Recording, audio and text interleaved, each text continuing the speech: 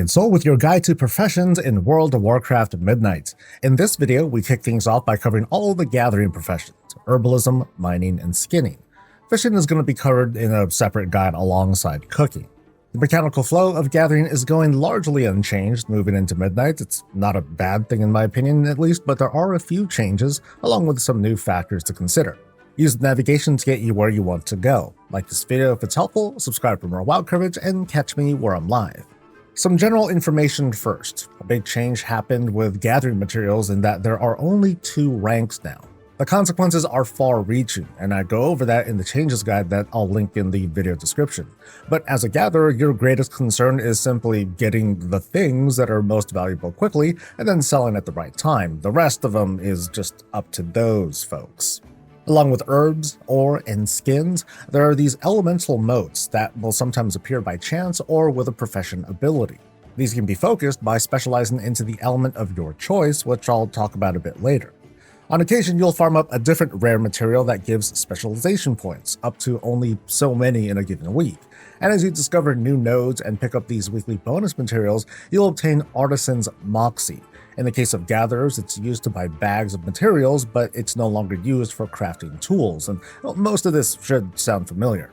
Profession files and consumables are also back. I'm only brushing on this briefly because you should almost always have the Razorstone enchant active, as well as the file that best enhances your build. Instead of relying on Moxie to craft tools for both crafting and gathering, a different resource is being provided, earned by completing a world activity called Abundance and trading in weekly resources. Now, this is a quick and dirty explanation, but it's an outdoor public event, but it's also not tied to any timer of sorts. You just dive in yourself and you go on this crazy loot grab a number of times a week.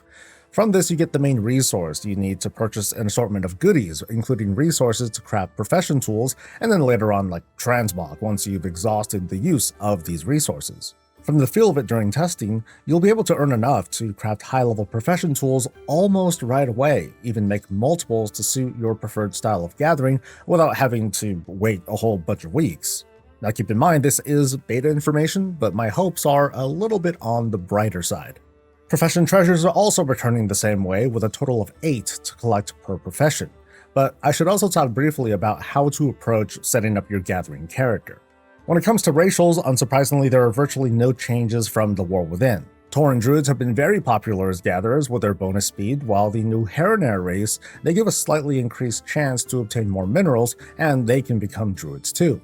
In Midnight, 2 of the 4 zones are accessed via instant portal once they're unlocked. You can't simply fly to whatever zone you like without quest progression. Herondar will be accessible after completing the Eversong Woods campaign. Voidstorm is accessible after completing the other leveling campaigns. Also, like in the War Within, Steady Flight is only available after exploring all the zones and completing the entire leveling campaign for the first time. The campaign will also unlock zone access for alts and free them from having to do the campaign themselves. The possible weirdness comes from those who will want to do lots of gathering right away, because these folks will only get, well, pretty much half the zones available to them and thus half the profession treasures. On the bright side, most materials aren't fully tied to a specific zone. That is, there's no material exclusive to one zone. Although if you really want to farm up void stuff, you're going to be living in the Voidstorm zone. Anyway, this might feel more like a traffic and a lag problem than anything else, although once again, early access does come into play. It's a lot to consider for min-maxers, but it's small potatoes for just about everyone else. Let's finally get to the profession, starting with mining. It's learned over in the west part of the bazaar, just inside the building with the forges inside. Mining includes 3 main materials: refulgent copper, which is common, umbral tin, and brilliant silver, which are uncommon, and I'll just shorthand these to copper, tin, and silver. There's also dazzling thorium to be found as a rare drop used in higher-end recipes. I can only do so much testing on my own, but nodes for these can be found in every zone. They're not hard to find because, well, not only are they on the map, they're just very big. Familiar ships also return, as in the rich veins and seams. What's new, or at least what's different, are the rare motes I mentioned, farmed up from special veins. The nodes are light-fused, wild, primal, and voidbound, which have special properties. They can be overcharged with the right gathering skill and give their respective motes. Motes can be found among all the gathering professions, and don't worry, we're going to talk more about them later. For now, let's move on to the mining specializations. Specializations are learned at skill level 25 and cover 3 main areas. It's also super straightforward for anyone with experience gathering over the past 4 or so years. Starting with plentiful ores, you can decide to focus hard on one particular ore, or spec wide to get a little extra something from all 3. I'm getting ahead of myself a little bit, but focusing on copper early on, it might be a good idea. From the looks of Midnight crafting professions so far, the use of copper will be used widely, just like bismuth was during the War Within. While the other ore, it's not going to be used until it's time to make something like epic gear. However, ores do have a distinct difference for jewel crafters, who will be able to extract materials better in one ore over another, as long as they spec into it. Back to mining though, all 3 ore specs share the same capstone, resulting in a higher chance of obtaining the rare dazzling thorium. Meticulous mining might be sought out for mounted gathering. Similar to earlier expansions, your best choice in my opinion is to spec into rich deposits if you have to choose a side. Seems, as usual, they're just too rare to spec into until the very end. And the overload section, we'll get to that a little bit later in the guide as it's almost identical to Herbalism's. There are some general builds to lightly mention. Going for copper farming is likely to be a good idea as a first choice. It's going to be a plentiful find. Going for mounted mining also isn't a bad idea for the type who feels interrupted when having to mount back up. An overload build focused on a specific mote, it can be high risk because we're venturing deeper into speculative territory, but it can be huge money if played right. Then, depending on what you're farming, you want to be sure you're armed with either a perception and a finesse file, and of course a razor stone. The typical rule of thumb is if you're seeking out non-rare materials, go for finesse. Otherwise, go perception for the increased chance of a dopamine hit. Let's cover Herbalism. It's learned over at the bazaar just inside the building. It's pretty much right across from where you learn mining. We have 5 herbs. There's Tranquility Bloom, which is the common herb, and then there's Sanguithorn, Azurroot, Argent Leaf, and Mana Lily as the uncommons, and then finally Nocturnal Lotus as the rare drop. The herb nodes, they share the same elemental traits as ore. The placement of nodes, they follow loose but kind of similar rules in the past, where some herbs are more likely to appear near water or next to rocks and so on and so forth, but they're mostly plentiful in each zone. The elemental properties also narrow down placement, restricting the best farming spots a little bit, like if you're trying to go hard on overload farming, but from observation, it's the kind of difference that you'll only really see on a spreadsheet. The exception is if you're going for void modes. In that case, you just want to go to Voidstorm and then stay there forever. But it's also for that reason I predict the void modes will be the least valuable of them all in the long term. Now, alchemists will have something to say about that, but that's for a different guide. Specializations will also feel familiar. Bountiful Harvest lets you choose which herb you're best at picking, giving bonuses to find more Nocturnal Lotus at each of the capstones. Botany is for mounted gathering if you wanted to go for that and you don't have it naturally.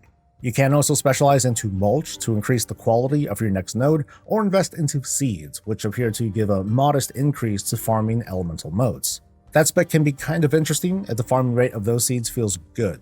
Unfortunately, I couldn't test that, so for now, I'm going to say if you're interested in farming motes, I'd say to focus on overloads instead. It's kind of a preference here if you want to focus on obtaining more of the rare materials or focus on quantity. The uncommon herbs are bound to sell a lot more than the Tranquility Bloom, so it might be a better idea to focus on finesse and speccing wide to bring in as much raw volume as possible.